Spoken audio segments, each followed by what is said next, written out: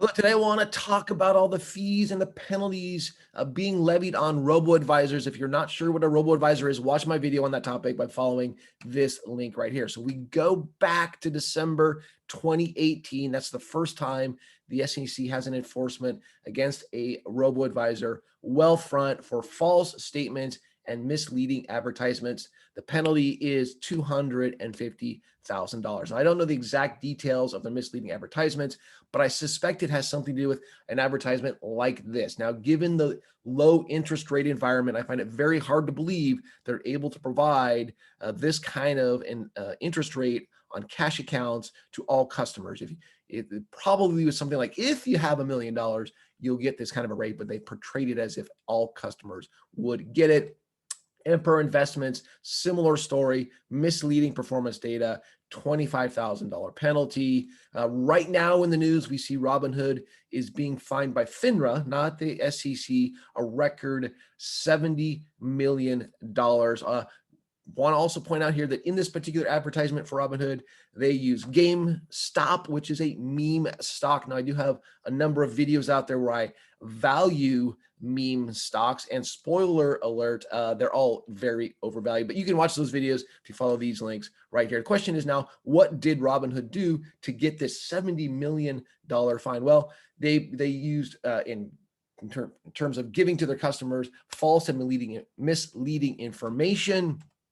They failed to perform proper due diligence on options accounts for novices. Now, this is going to come into play for them in terms of, a sophomore in college ends up committing suicide because they're so far in the red on a Robinhood account. We also see that they just don't really have proper technological oversight. We saw lots of outages in their systems, which causes problems for their customers. We also see that they have given incomplete market data to their customers. Now, we're also seeing right now in the news, Charles Schwab, second quarter of this year, 2021, they're going to take a $200 million charge. Now, we don't know if that's going to be the ultimate number. They're just taking that for now. It could end up being more than that. It could end up being less than that. But if you think about their robo-advisor assets, that's about $64 billion worth of assets. If you took a fee of 25 basis points, that would be revenues of $160 million. So this is a pretty sizable fine for Charles Schwab, if that's what the number ultimately ends up being. Now, they're not disclosing what's going on here, why they're having to pay this.